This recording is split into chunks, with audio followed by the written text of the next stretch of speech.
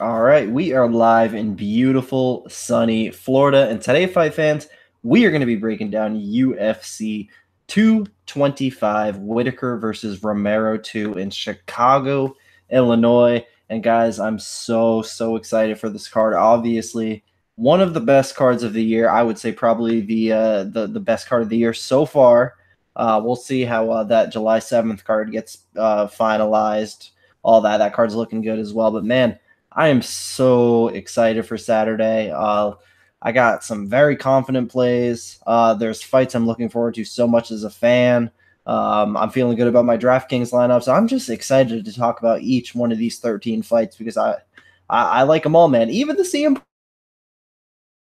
Punk fight, man. Great stuff there. Obviously, we're not looking at a professional level MMA fight, but it does have that entertainment value. And I think this is a lot different than the Mickey Gall CM Punk fight because we were all pretty much expecting Mickey Gall to go in there and steam him. Now you got Mike Jackson. Now it's a little bit more interesting. This is a very winnable fight for CM Punk, but we'll get into that.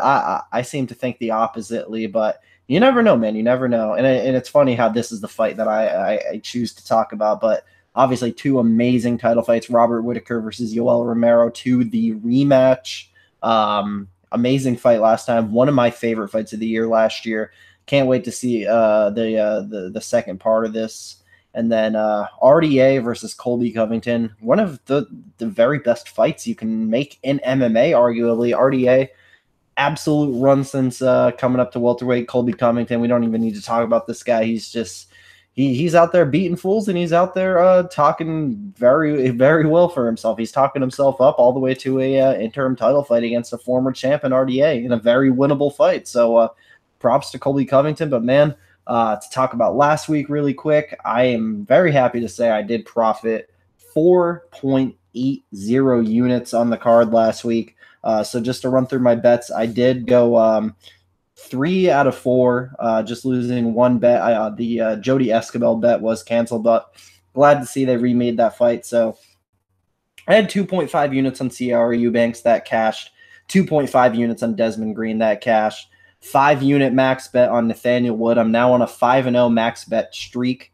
And then my only losing bet was just a half-unit shot. I put a half-unit shot on Daniel Tamer to KO/TKO Julio Arce. Very wrong there. Julio Arce is a force to be reckoned with for sure. But yeah, 4.80 units. I'm on a 3-1 event winning streak. It feels good, man. It feels good, and I want to keep the hot streak rolling, and I want to start winning some damn bets here, man. So it's been good. Want to keep it going good. So yeah, let's just get right into this whole 13 fight card. I do have 3 plays for this card, so let's start out with the first fight of the night here, man. And it's a good one. We got Dan Ige, -135, taking on Mike Santiago, +115. So Dan Ige actually opened up as a -260 favorite here. And I'm not going to lie, this is one of the fights I was looking into the least. I mean, this probably is other than the CM Punk Mike Jackson card, this is probably the lowest level fight on the card. Maybe Anthony Smith, Rashad Evans, probably Rashad Coulter, Chris De La Rocha, but Danny Ige, Mike Santiago, I don't see a championship opportunity coming to these guys anytime soon for sure, but I actually feel quite confident in Dan Ige here. So the thing with Mike Santiago is he's big for the division, huge for the division, great striker. I've seen him lay some dudes out, but problem is his takedown defense and his grappling game. Now, last time out against Mads Burnell, I was under the assumption that Mike Santiago would have no problem stuffing the takedown and he would probably smoke Mads Burnell on the feet. But and I almost bet Mike Santiago there, but Mads Burnell came out and did the damn thing on Mike Santiago. Mike Santiago really didn't show any sense of urgency, just kind of let Mads Burnell take over and do his thing. I understand Mads Burnell is a very strong guy, but I just didn't see anything from Mike Santiago that shows me he can get up from a black belt grappler from the ground. I don't see him doing any kind of work on the ground against a high-level BJJ guy. So you got another Brazilian jiu-jitsu black belt here in Dan Ige. Now, Dan Ige might not be as strong and forceful as Mads Burnell, But I would actually argue that Dan Ige has the higher level Brazilian Jiu-Jitsu black belt than Mads Burnell. It's just a matter of, can Dan Ige get this to the ground? Will he be able to get those takedowns? And I definitely think he can, man. I would not. I mean, the thing about Mike Santiago, I mean, he's in the prime of his athletic career. I mean, he's what, 28 years old, but he has a lot of fights, man. He's taken a lot of damage in these fights.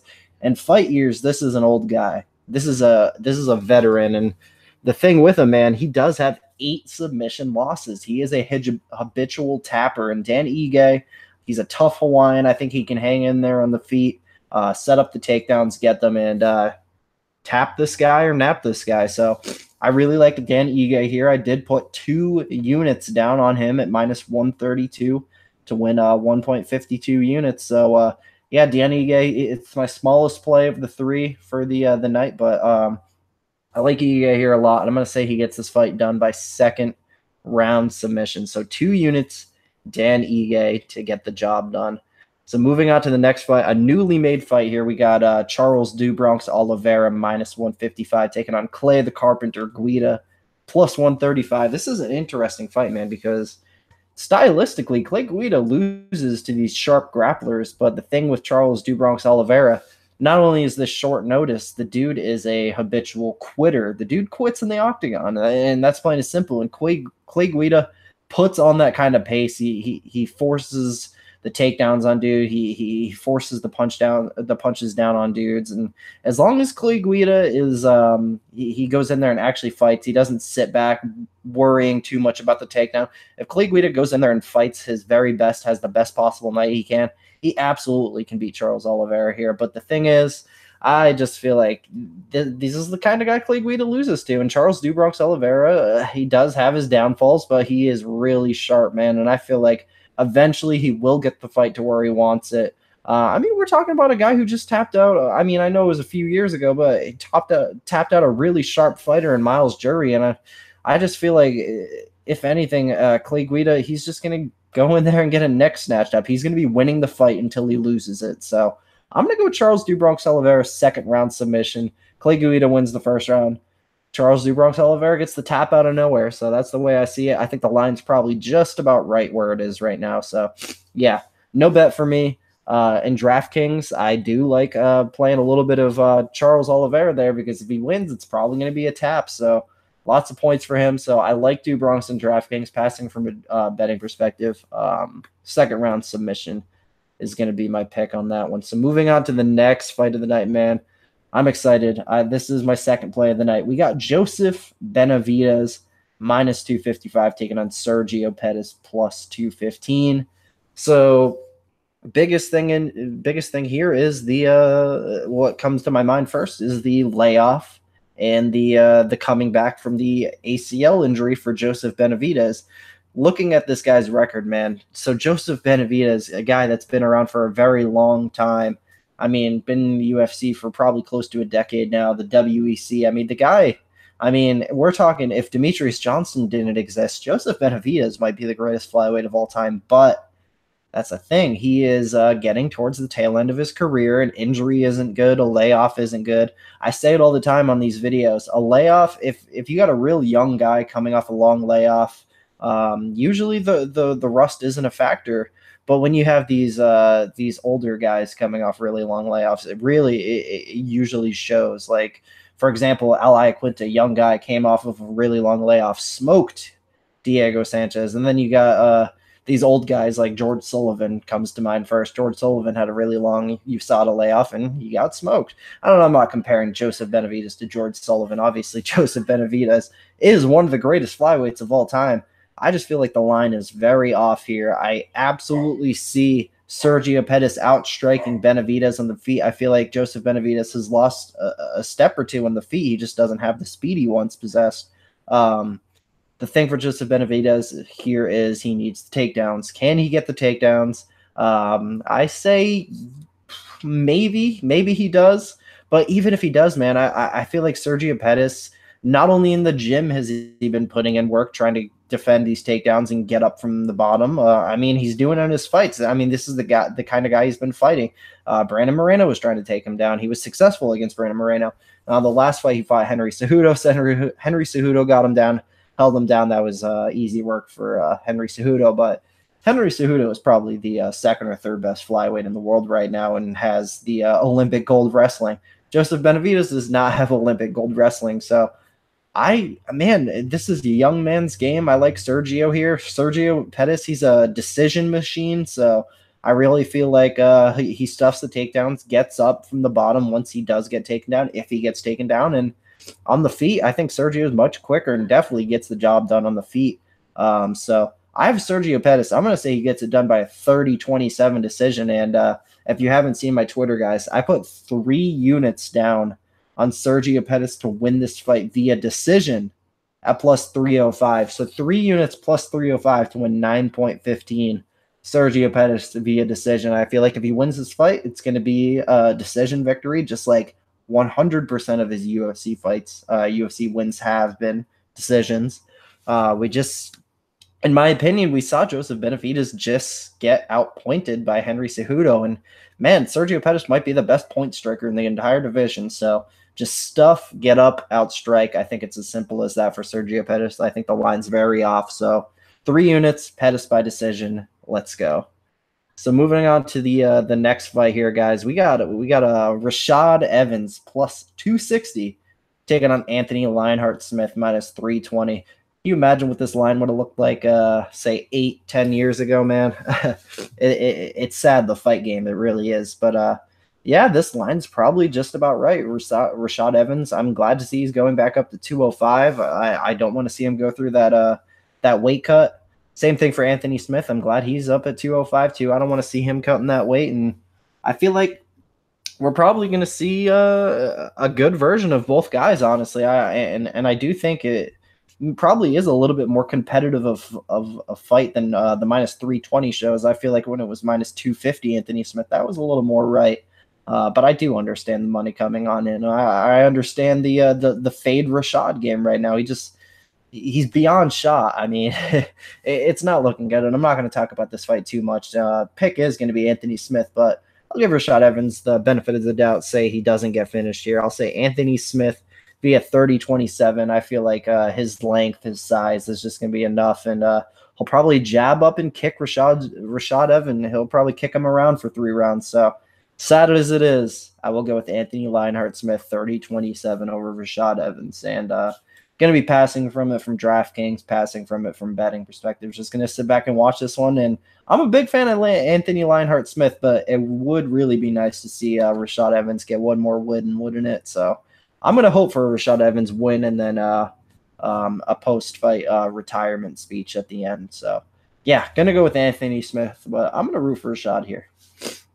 So moving on to the next fight, man, we got Rashad Coulter minus 175 taking on Chris De La Rocha plus 155.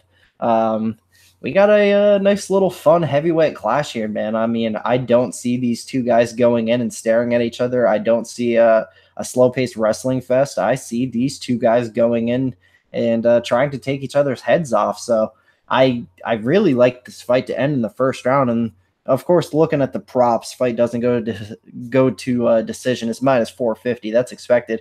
Under 1.5 rounds is a little bit better at minus 155, but there's better plays on the card. And instead of putting my money on the fight to end early, I'm gonna put both these guys in my DraftKings lineups because I do really like Rashad Coulter in this fight. I feel like he should be somewhere around minus 200. So I have no problem paying the 8,700 for him. There's guys way more priced than him that I think win slow-paced decisions. So for 8,700 for a guy that probably wins a first-round knockout, I love Rashad Coulter in DraftKings. And Chris De La Rocha, I mean, this guy, he's a heavyweight. He can end the fight with one punch as well, and the price is really good on him. So I do like playing both these guys in DraftKings, but the pick is going to be Rashad Coulter. I feel like Chris De La Rocha, he's 40 years old. He's had a really long layoff. He only has 6 fights. Rashad Coulter, being a much younger guy, he's got a lot more experience. Chris De La Rocha was knocked down 30 seconds by Daniel Omielanchuk. butchered that name, but Danny Ohms. Danny Ohms. One doesn't simply get smoked by Danny Ohms in 30 seconds. So I'm going to go with Rashad Coulter here via first round knockout. So moving on to the next fight, man, there's been a lot of talk about this one on Twitter. We got Claudia Gadelha minus 550 taking on Carla Esparza plus 425. Now, I've been saying on Twitter that I think this line absolutely is off. Claudia Gadelha should not be this big of a favorite, and a lot of people mistake that as, oh man, you just bet Carla. Then I mean, if you think the line's off, bet Carla. Thing is, I don't want to bet on a fighter that I still really am pretty confident that they're going to lose. I am confident in Claudia Gadelha. I'm just not minus 550 confident. So yeah, Claudia Gadelha is going to be the pick here. I think it should be probably somewhere more around minus 250, minus 300 though. Minus 550 is a little crazy considering Carla Esparza is a real high-level wrestler, man.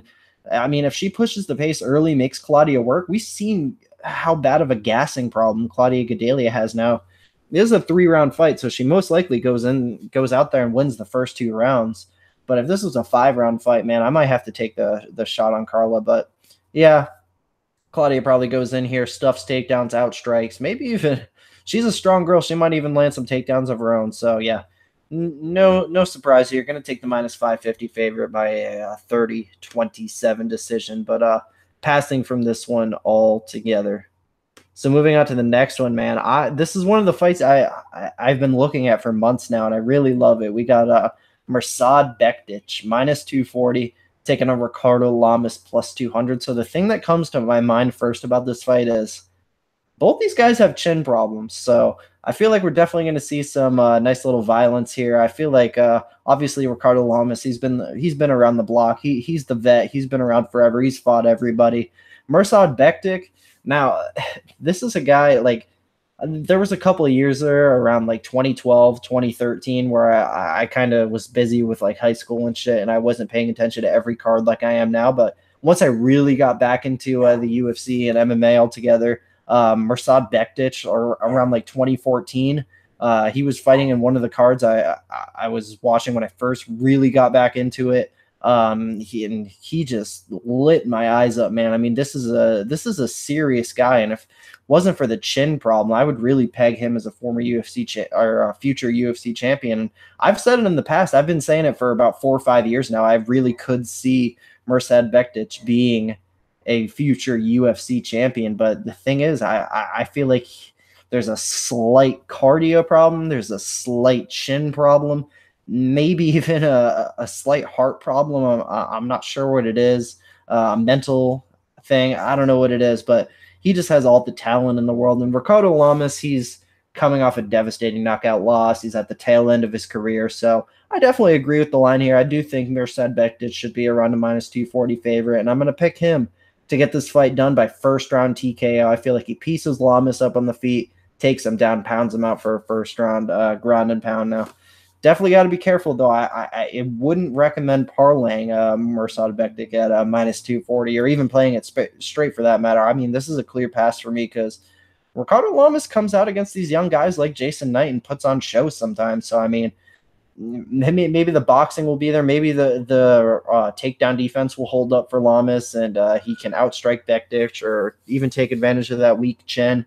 So, I don't know. This is at the current price, it's a big pass for me, but it was Mirsad minus 170 earlier in the week. I wish I could have got that line. I probably would have taken that. But at the current price, it is going to be a pass for me. But Mirsad Bektic is going to be a pick for me in the first round. So I am going to be going big on him in DraftKings for sure. So Mirsad Bektic, first round TKO was my pick. So headlining the prelims, man, and it's crazy. This is a prelim headliner. We got Curtis Razor Blades, if I can find the odds here, minus 165 taking on Alistair the Reem Overeem plus 145. This is an interesting, man, and this is a fight I've been thinking about for a really long time, just like the Bektic fight. It's hard to read, but I kind of definitely I agree that Curtis Blades should be a decent sized favorite here, minus 165. I would probably line it minus 170, minus 180, but Thing is, Alistair Overeem, obviously, he's a decorated striker, one of the best strikers, not only in the heavyweight division, but in MMA altogether. And he obviously could give Curtis Blades some problems on the feet, but there's the wrestling for Curtis Blades. Can Overeem stuff the takedown? Probably not. Can he survive the ground and pound on the ground with that little bit of a glass chin he's got there? Probably not. Probably could get taken down and pounded out early. But I'm trying to think, if Overeem can stuff the takedown, can he give Curtis Blades serious problems on the feet? We saw Curtis Blades absolutely wobbled by Mark Hunt, but I didn't really take that away. I didn't really take away that as Curtis Blades is bad on the feet. He got rocked by an old fat Mark Hunt. I took that as, oh yeah, he got rocked by a serious striker, a vet, and he took the shot and still won the fight. So, I mean, if anything, that shows me that Curtis Blades has a durable and reliable chin. And the thing is, Alistair Overeem's chin is so unreliable that even though he's at such an advantage on the feet, I could see Curtis Blades hurting in finishing Alistair Overeem on the feet. That wouldn't really surprise me at all. So I kind of like Curtis Blades wherever the fight goes, and I'm not going to bet it at the current odds. I probably would have taken him at like minus 120 odds if I wanted to at the time, but I'm going to go big on Curtis Blades in DraftKings. I feel like he can come through for me with a lot of points there. So I got Curtis Blades. I'm going to say he gets this fight done by first round TKO. So moving on to the main card here, man. So I guess this is the first fight in the main card, and we got Mike Jackson, minus 225, taking on CM Punk, plus 185. So this is actually really funny. So the very first breakdown I ever did on this channel, breakdown I did all together, was UFC. Damn, I can't remember. I can't remember the exact. I feel like it was like 203 or 202. One of those two, wherever CM Punk made his debut. I feel like that was in Cleveland. The night that Stipe fought Reem. Yeah, that was the first card I did. CM Punk fought on that card. I picked him against him. I had Mickey Gall. I bet on Mickey Gall. Mickey Gall went in there and smoked him. And now we got CM Punk's next fight almost 2 years later against Mike Jackson, who also was steamed over by Mickey Gall. And, man, so what do I think of this fight? I mean, I've always been against the whole CM Punk fighting in the UFC thing, obviously, like most people are, but I don't know. I don't have as much faith in him as a lot of people do. A lot of people think, oh, if he trains at Rufus Sport for years, he'll be all right. But I don't know, man. He's an old guy, and he did his thing in the WWE for years, and not just the WWE. Obviously, wrestled before that. But one thing a lot of you guys don't know that aren't into the whole pro wrestling thing, those guys beat the shit out of their bodies. They torture their bodies literally. And CM Punk, while he was over in the WWE jumping off ladders into tables and taking beatings 3 times a week, Mike Jackson was in boxing the last 10 years. Mike Jackson has all right hands. I know he's a reporter first and foremost, but he boxes. Even if it's like once a week, the dude boxes. He's been putting in the work. I'm not going to act like he's going to be a UFC fighter. This is probably going to be his only UFC win if he even wins this fight. But if this fight is not fixed, and that's what a lot of people think, that the UFC might fix this fight, I mean, obviously it would benefit them for CM Punk to win. But let's talk, if this fight is not fixed, obviously CM Punk is going to want to get this fight down to the ground because he knows he's at a big disadvantage on the feet. And how can you trust this 40-year-old dude who has fought one fight in MMA, who really has been training for 2 years? How can you trust him to get takedowns? I know how can you trust Mike Jackson to stuff takedowns, but I feel like he's a better, from what I've seen, I have seen some boxing footage from Mike Jackson.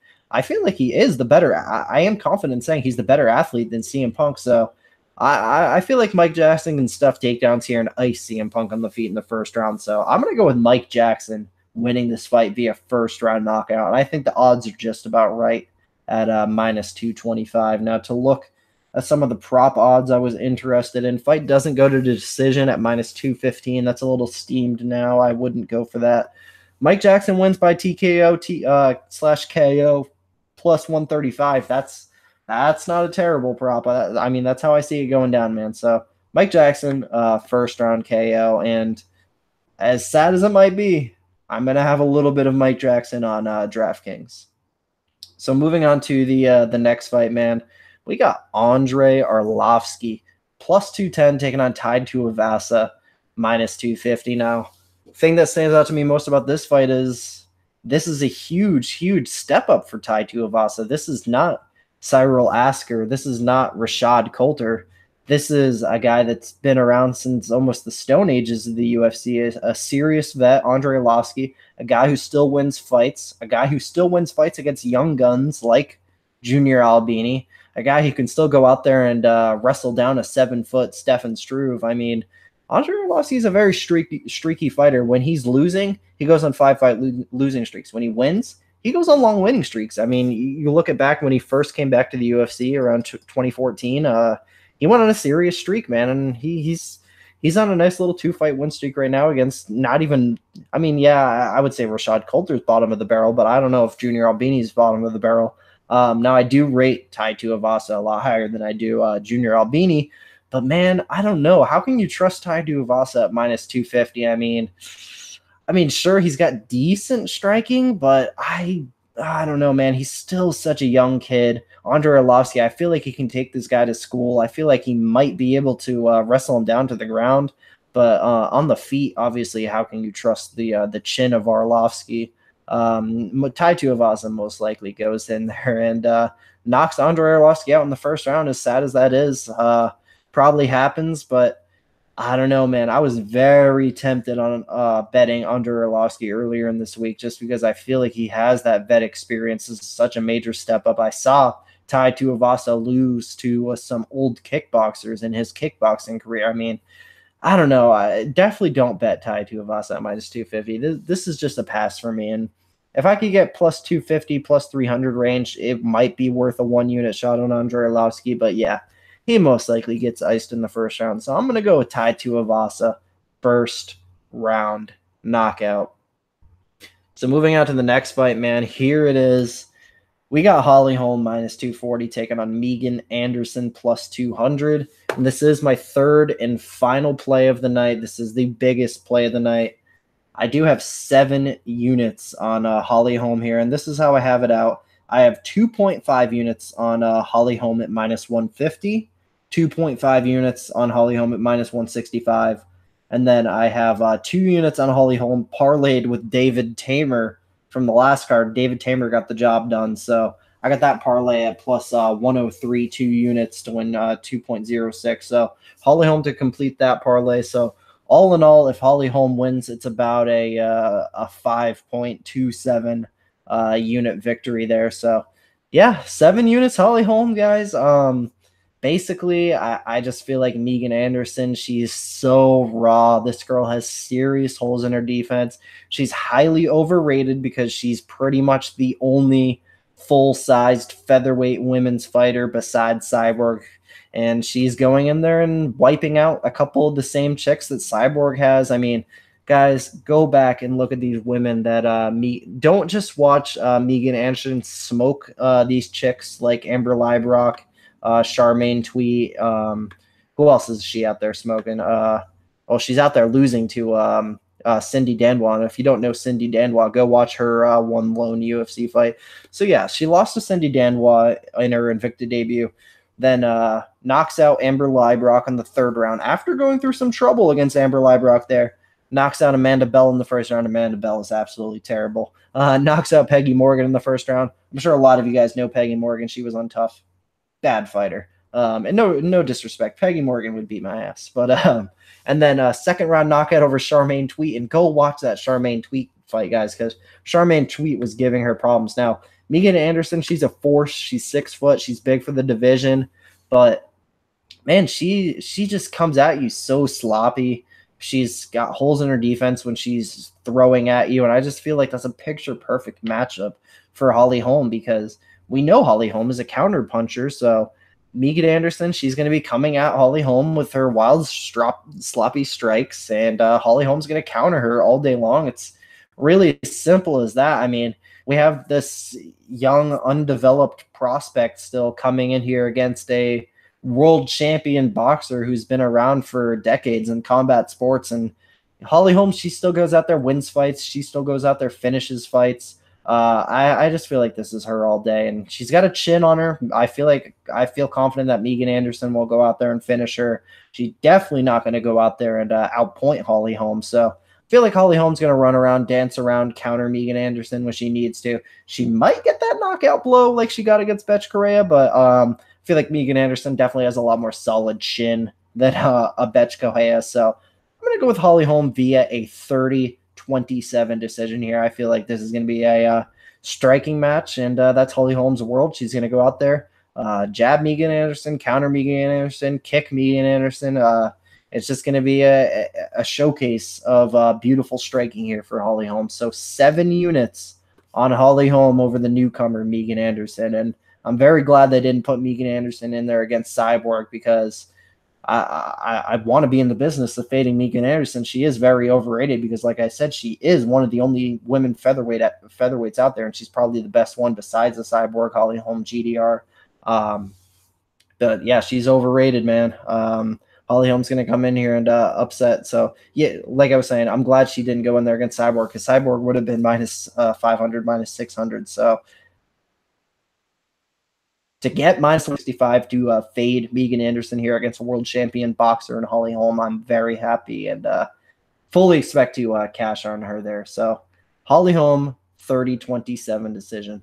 So moving on to the co-main event here, man, and I'm so glad I could just enjoy this co-main and main event without any bets on it, just sit back, watch it from a fan perspective.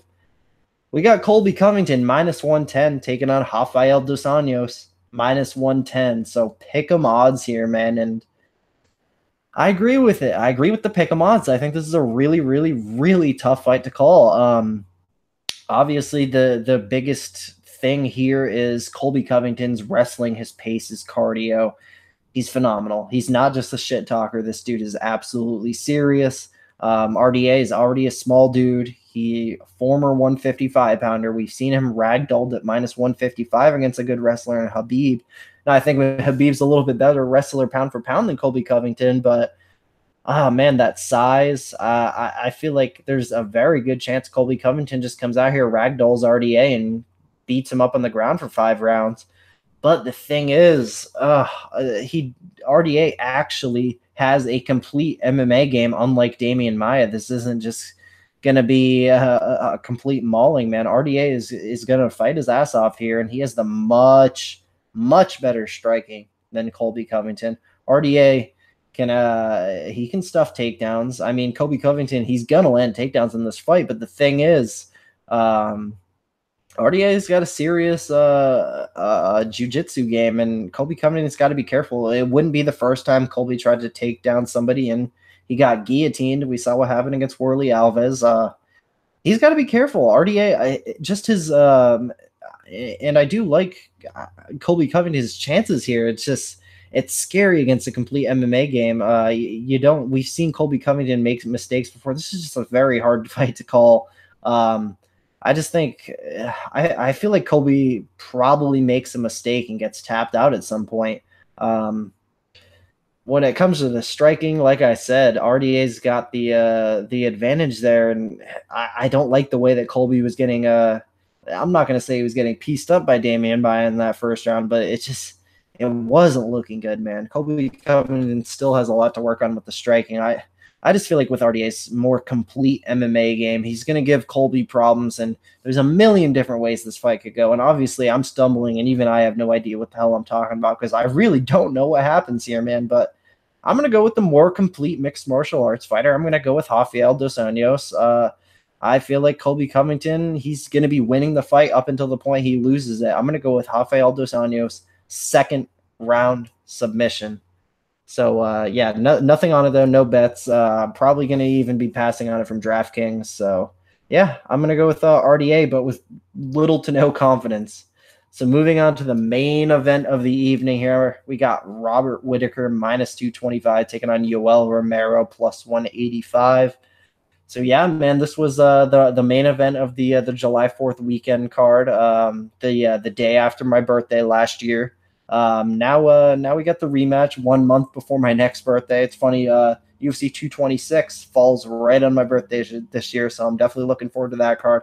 I'm working on a big round table for that one. I want to get two really good guests, but yeah, back to Whitaker Romero. That it was on my birthday weekend last year. I was feeling pretty good. Not gonna lie, at the bar watching this fight, was very fuzzy the first time I watched it, and the first time I watched it, I was very surprised at the scorecards of 3-2 for Whitaker. I watching it at the time, and like I said, I was a little intoxicated. I thought Robert Whitaker won every single round, but when I did go back and watch it the day after that, and even a couple days ago, it's a clear Robert Whitaker rounds 3, 4, and 5, and Yoel Romero 1 and 2. So you know what the saying is about when a younger guy goes in there and beats an older guy, and then they rematch. The younger guy wins, but easier the second time around. I kind of feel like that's going to be the case here. I feel like the odds are right. I feel like Robert Whitaker definitely should be around a -225 favorite here. I feel like the takedown defense is on point. Obviously, the layoff, the injury is a little worrying for Whitaker, but man, I just feel like with Yoel Romero's age, I feel like he's got to drop off eventually at some point. And I feel like this is going to be the time for him to get knocked out, man. I feel like Robert Whitaker is going to come in here, stuff the takedowns immediately. I feel like he's going to be able to check those leg kicks more efficiently this time, and he's going to put it on Yoel Romero. And I'm going to say Robert Whitaker gets this fight done by a second round TKO. I feel like the kid just gets better and better. A lot of people are worried about the injury, but Robert Whitaker's a smart guy. He knows if he's ready or not, and he knows he's ready for Yoel Romero here. And I feel like he's taken enough notes. Robert Whitaker is a very smart guy. He's taken enough notes on that first fight. He knows exactly what he needs to do here, and I feel like he gets the job done by knockout this time. So I'm gonna go Robert Whitaker second round knockout. So that's going to do it for me, guys. I thank you very much for coming in here, listening to me talk these fights. Quickly, going to go through my 3 plays again. I do have 2 units, Dan Ige, -132. I do have 3 units on Sergio Pettis to win via decision at +305. And I do have 7 units on Holly Holm there. So hoping for a big weekend, guys. It would be really nice to go 3-0. That would be an incredible night, but even with these plays, hopefully we go at least 2-1, man. Let's win these bets. Comment below. I want to know who you guys are betting on this card. I feel like it's a tough card to bet. I just have my 3 plays that I really like. But yeah, tell me who you guys are betting. Like the video. That takes like 2 seconds. Subscribe to the channel. You don't want to miss the roundtable I'm doing for UFC 226. Follow me on Twitter at MMA Kellen. I want to hit 2,000 Twitter followers before my birthday, July 7th. So let's make that happen. I'm about 70 away right now. So follow me on Twitter. Talk fights with me. Hit me up. I'm down to talk fights with anybody, man. I love this shit. So yeah, let's get it, guys. Let's make it 4-1 on events. Let's get this streak going. So and improve that I'm pretty sure I mentioned it. I do have a 5-0 max bet streak right now. Holly Holm hopefully extends that to 6-0. So thank you guys very much for watching. But most importantly, enjoy the damn fights this weekend.